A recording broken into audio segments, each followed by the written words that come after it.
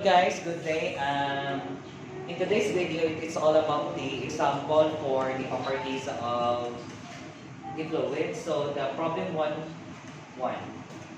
So the problem states that a tank of oil has a mass of 1,500 kilogram and a volume of 1.654 cubic meter. So we are required to find the weight A, B, unit weight, which is gamma, C, mass density, the rho, and lastly, the specific gravity, the small s. So first, to be able to solve, solution. So A, the weight. So we are given the kg, the mass, and the volume, and it is the weight. Since weight is equals to m times acceleration of gravity, so therefore, let's input the value 1,500 kg times, this is the SI, so we use the SI constant, which is 9.81 meter per square second. Therefore, the value now is 14,715 Newton. Okay? kg times meter per square second is Newton. Again, Newton is equals to kg, kilogram times meter over square second. So this is the weight. B, unit weight. So unit weight is equals to weight over volume. We already solved the weight and we have the value for the volume. This is the volume. So let's put here. So 14,750 Newton over 1.6754 cubic meter. Our unit weight is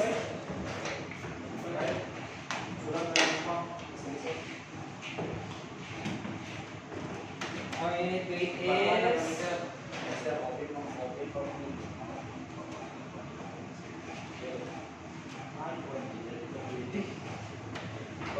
8,896.61 Newton or cubic meter. Okay? Or if you wish to have the kilonewton, just move going to left or times. And again, this is already good answer. But if you wish to have a smaller value, so let's convert this to kilonewton. So 1,000 Newton is 1 kilonewton. Therefore, cancel. So our answer now is 8.896 kilonewton per cubic meter. Okay? So these are the answers for unit weight. C, the mass density. So mass density is mass over volume. Okay? Therefore, the mass is 1.5 and the volume is 1.654 cubic meter. So our answer is 906.89 kilogram per cubic meter. Okay? And our last solution will be the specific gravity. So specific gravity small s. Since this is a fluid of oil, so S sub oil equals to, we have the value, it's either we will use the value for mass density or unit weight. But let's do the 2, no? Oh, let's use the 2. First, the unit weight. So, unit weight ng oil over unit weight ng water for H2O.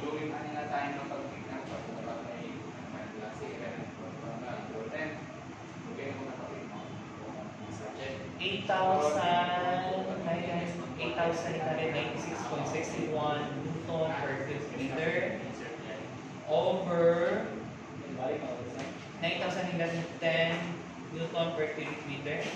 Again, this is the constant for water, weight of water. So cancel the unit. Our answer na is 0.907. So this is already the answer, but we will do the rechecking through the use of mass density. Mass density of oil over mass density of H2 or water. 906.89 kilogram per cubic meter over 1,000 kilogram per cubic meter. Cancel the units. So say no, 0.997. So these are the answers for the problem number 1. So problem number 2, no. Problem number 1-2.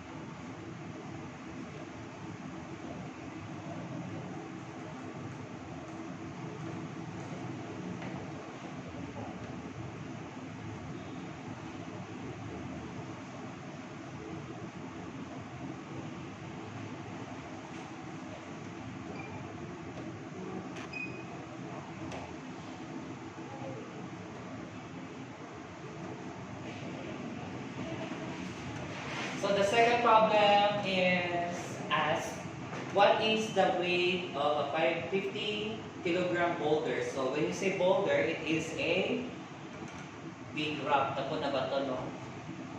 Ano, makita na ito sa dalan. Ano, mga bato na dili maswat sa katawo. Okay? Or basta mga datong bato, ano yung boulder?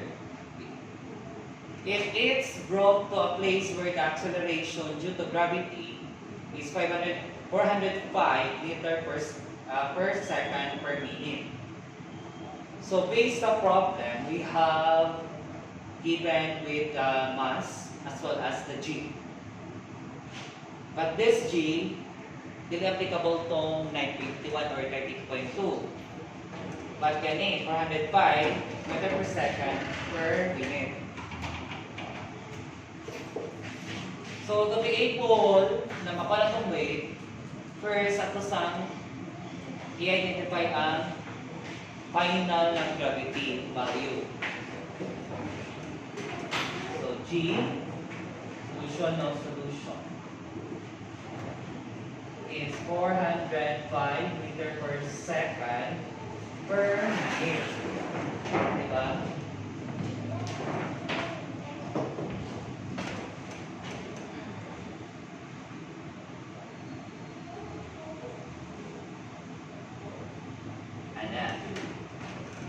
Since the value or the unit para sa acceleration due to gravity is meter per square second, so minute must be converted to second para mas per second eh.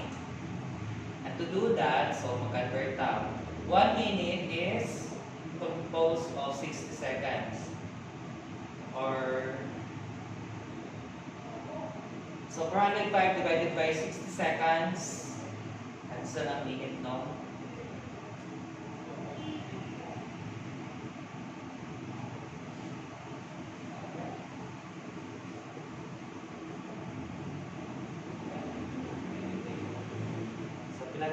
answer would be 6.75 meter per second.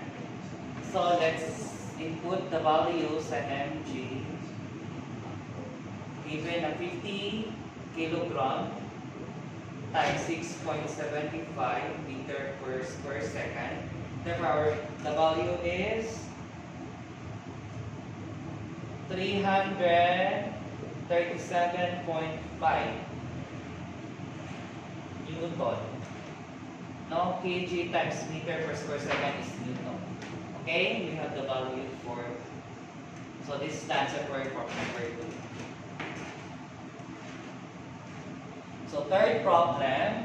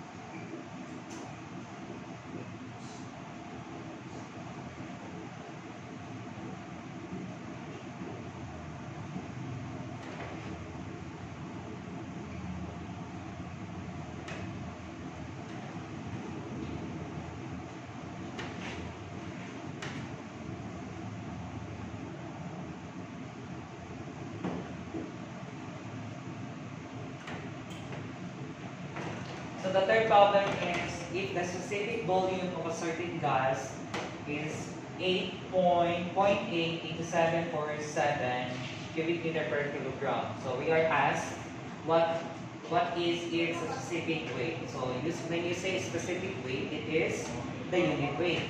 So the solution here is we will be using the unit weight for gas. Since gas, so it involves with the pressure and the specific, the gravity constant or acceleration due to gravity constant.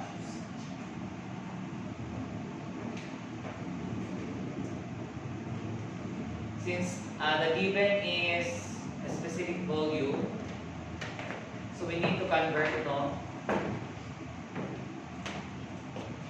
pressure, mass density. Sorry. So specific volume equals to 1 over rho or mass density. So we need to find this. So input the value for 0.8747 meter per kg equals to 1 over rho. So cross multiply, so rho equals to 1 over 0.8747 cubic meter per kg. Therefore, the value for rho is 1.14 kilogram per cubic meter. So if you ask why the unit interchange, because of nasa denominator ng value and the unit, so ang cubic meter na pagiging sa obos and ang kg is going to masaka siya sa numerator. Since we have the value for mass density and this is constant, so we can now solve the specific weight or unit weight ng gas. So 1.14 kilogram per cubic meter times 9.81 meter per square second. Therefore, ang atong unit weight or specific weight is 11.18 Newton per cubic meter. Okay?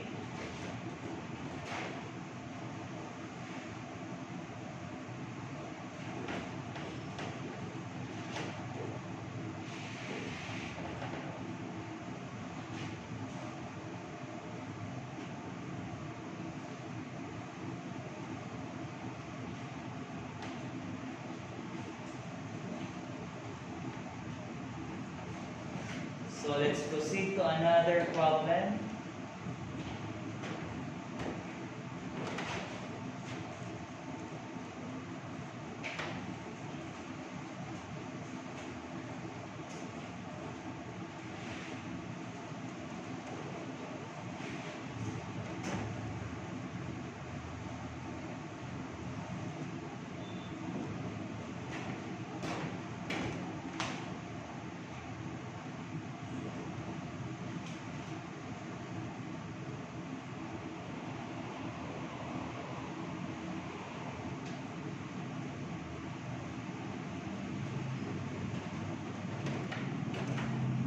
So last problem for chapter 1.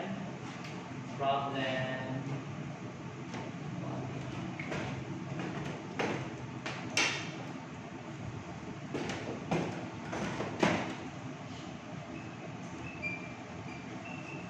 1 to 4. Okay.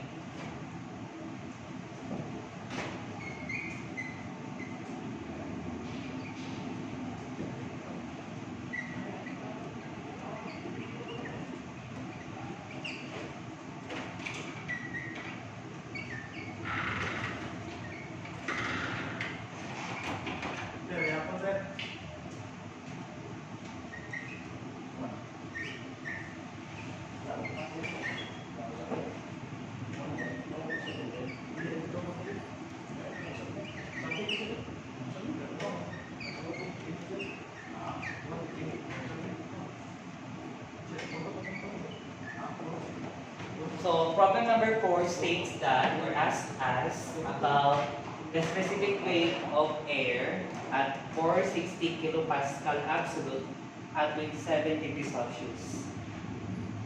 So it involves sa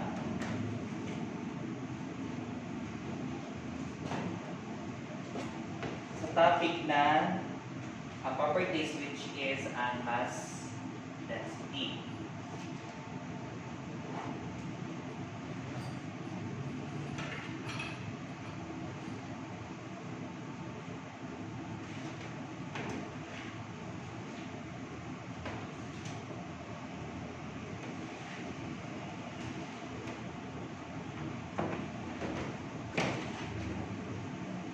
Kilopascal and this. So na-hint, no?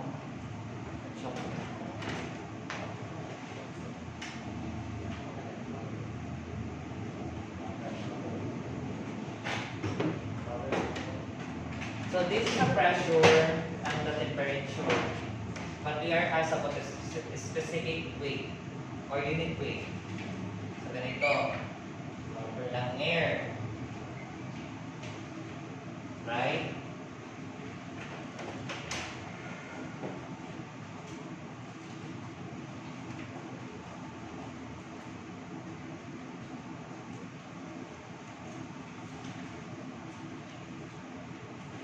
The only thing na may involve or the only formula na involves the temperature and the kilopascal or sa pressure is through with mass density, yung sa air.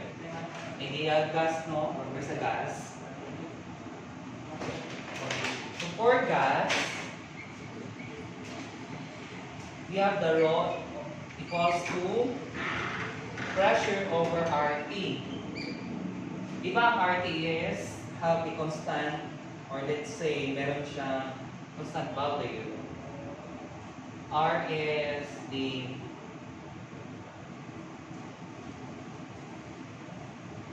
R is our gas constant, no? Gas constant, temperature and pressure. So for air, the R would be 287 joule per kilogram Kelvin. Right? We have the value for T. T naman to. So T, to be able makuha na to si T in terms of Kelvin, so we use the Celsius. So plus 273. or 87 degrees plus 273. Therefore, our temperature in terms now in Kelvin. So 300 na degree Kelvin, right?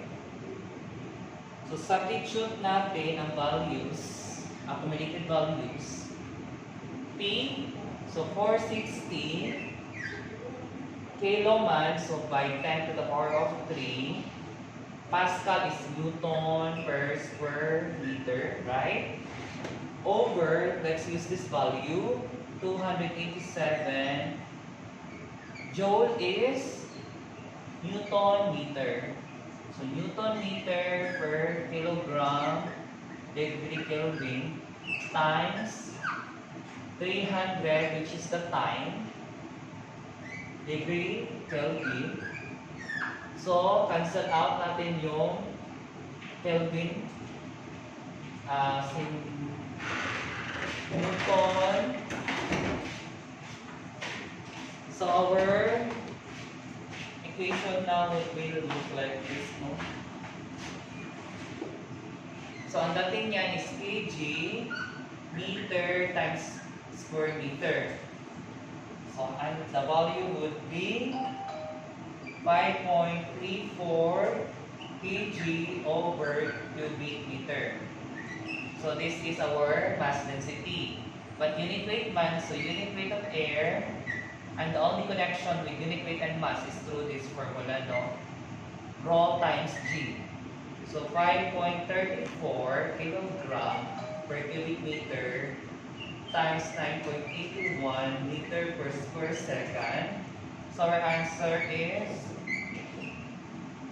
52.31. Again, this would be the Newton, no?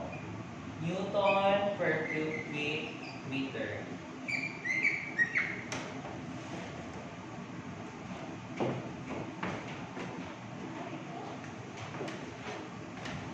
So these are the problems for chapter 1.